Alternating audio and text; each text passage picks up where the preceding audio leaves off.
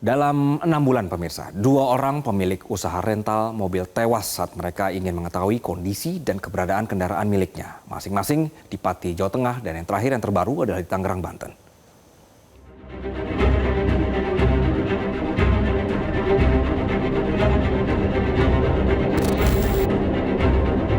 Di kasus terkini di Tangerang, Banten, 3 anggota TNI Angkatan Laut terlibat penembakan bos rental mobil di res area kilometer 45 Tol Tangerang Merak.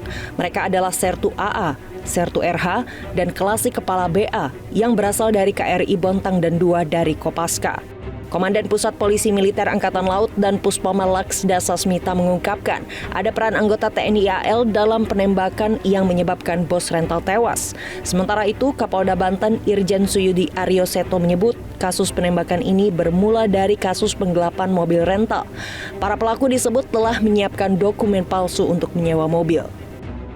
AS ini menyerahkan setelah dia menyewakan diserahkan pada saudara IH yang saat ini masih DPO.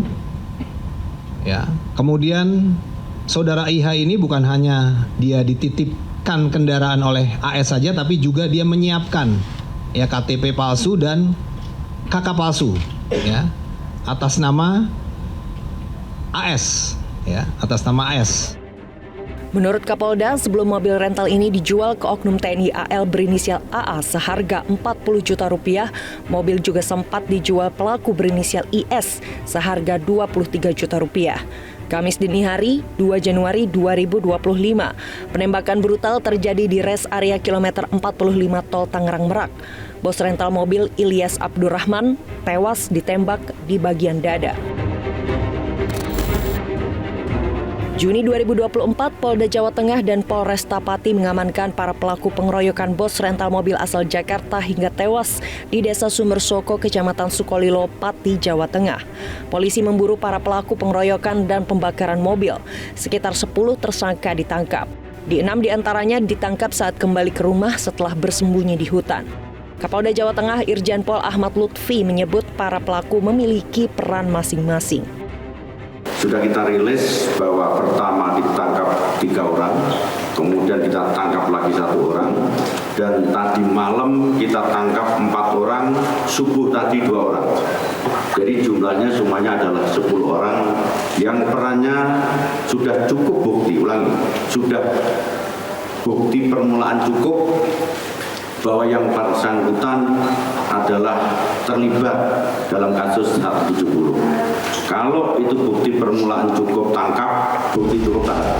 Itu perintah saya. Tim Jatantras Polda Jateng dan Polres Pati melakukan penyisiran di lokasi pengeroyokan dan menemukan 33 motor dan 6 mobil bodong, sebagian berplat nomor Jakarta dan Bandung.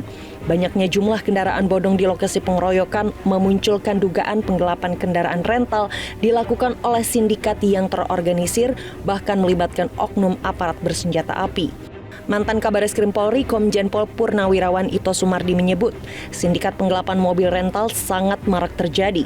Modus operandinya canggih dan terorganisir, bahkan dibackingi ormas dan oknum aparat.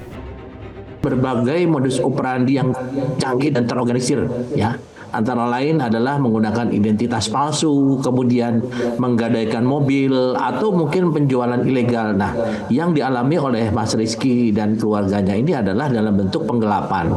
Kemudian penggelapan kendaraannya ditadah oleh seseorang dan kemudian dibeli oleh oknum anggota TNI. Jadi kalau melihat daripada modusnya selama ini, tentunya kita juga dalam sindikat itu ada beberapa peran pendukung atau dikatakan backing, yaitu ada yang menyediakan identitas palsu, kemudian ada yang menadah, kemudian ada yang mengamankan operasi. Ini biasanya backing dilakukan oleh oknum-oknum ataupun beberapa mungkin dari organisasi kemasyarakatan. Tim Liputan Metro TV. Jelajahi cara baru mendapatkan informasi. Download Metro TV Extend sekarang.